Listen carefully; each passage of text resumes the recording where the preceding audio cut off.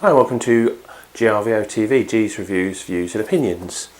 This isn't a review or anything, to be honest. This is just a what's in my radio control flight case video.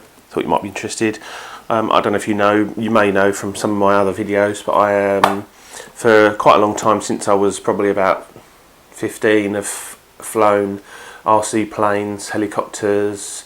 I've driven RC cars and boats and anything RC really, and over the years I've become quite a good RC pilot with the planes. Then I switched to helis, then I did both. I did gliders.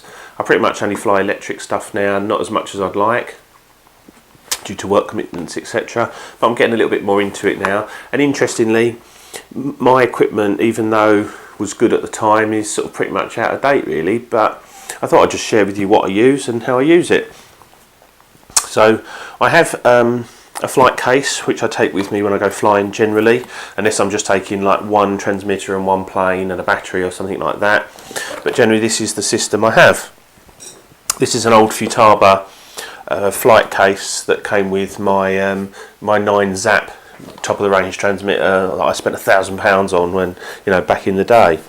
So here we have the transmitter case, and what I have in it, just move that out of the way for a minute, is what I think is fantastic Futaba Field Force 9, which is there, and that's got a 2.4 gig module in it, fast module, the Futaba one. And I was one of the people who switched to 2.4 gig pretty much as soon as it came out, and got rid of virtually all of my 35 meg stuff. I went all into the 2.4 gig and have never looked back, and I've never had a single problem with any of my 2.4 gig equipment. The beady eyed of you might notice that I'm fly mode 1. The popular mode seems to be mode 2 these days, but I fly on mode 1. I did teach myself to fly mode 2, which is throttle on the left, and I can fly planes on mode 2 reasonably well. And that was mainly for training purposes, to teach people to be able to grab transmitters off people when they got in trouble and be able to fly either mode. It didn't really make much difference to me. So that's that. Then over here I've got the Spectrum DX7, which again, you know, when it came out it was top of the line, and this is old technology now, DSM2. The new technology is DSMX. And I have read things and some people on YouTube saying that, you know, this is rubbish technology, it's no good, but I've never had a single problem with anything that I fly on either of these systems. So that's that. So that's my two transmitters, so both on mode 1. In this bag here, I always carry this bundle here, and if I just undo that, what you have here, that's a trainer lead for Spectrum, and that's a trainer lead for Futaba, and I've got an adapter so I can do old-fashioned Futaba socket to the new socket, which is the little square thing, and I can plug that in there and have the new socket to new socket. Well, I can't do old socket to old socket, that's the only thing I can't do with that. So that's in case I need to buddy up with anyone and take them up. I've sort of got most things covered. That's that. Okay, this is also my charging station. And in here I've got a JP Ultra power supply, and it's a 10 amp power supply. So let's just take out, I always carry that, it's just a screwdriver that's got it's like a 4-in-1 screwdriver basically, that's always in there.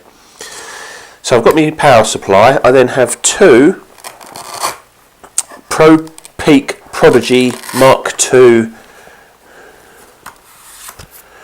chargers, and these will charge nickel metal hydrides, NiCads, Li-ion, LiPos,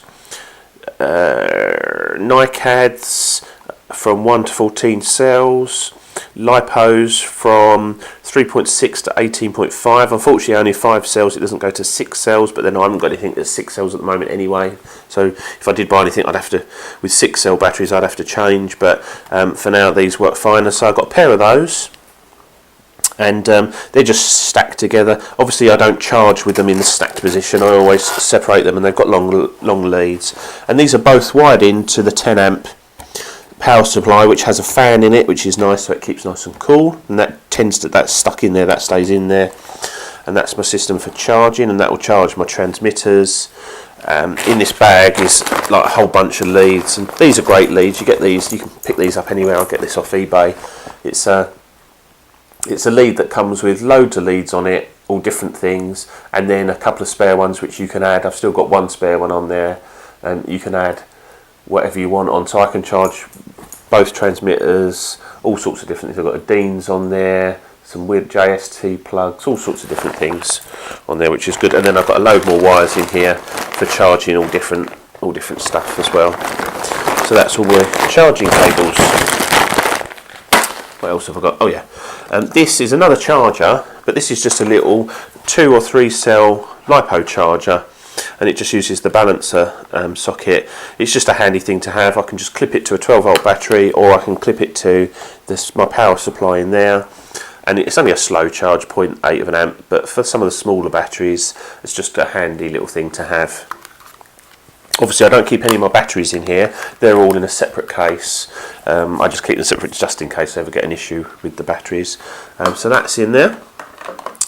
And the only thing, oh yeah, just quickly, let's just tilt those forward. Behind here I have a voltmeter which I can just pull out and use for like receiver batteries, and that will actually put the, when you press it and go into it, it actually puts the battery under load, and it will tell you if there's an issue with, like if you've got a plane with a power pack in it and you just need to test the voltage in it under load. That's good. I keep some pills, headache pills just in case, and also this is back from when I first started, which is a don't leave home without it. Sort of make sure you've got your wings with you for your plane, been left at home before, and pre-flight checks on a little list there, which is good, especially if you're training somebody. Nice to be able to go through the pre-flight checks. So that's all behind there. And one last thing is I always keep a spare receiver of some description. Lately I've just kept this in here, which is one of these little orange DSM2 2.4 gig that binds to the Spectrums. I'm going to do a separate little review on this because these things, I'll talk about it now anyway, but these things are fantastic. They're great little receivers, they're well made, well built, come with a bind plug as you see here, so I'm holding it by. It's a 1, 2, 3, 4, 5, 6 channel receiver. No issues with it whatsoever. The range seems good. I say the build quality is good. When you look at the soldering inside and the way the circuit board's put together, all looks really good. And they're about, I think I paid £7 for it, about £7, you know, cheap as chips. And I know they now do a transmitter. You can get a 6-channel transmitter with a nice LCD display on it for about £100. So, you know, for just over £100, you get a transmitter, a really nice transmitter with 10 model memories and a receiver for not a lot of money.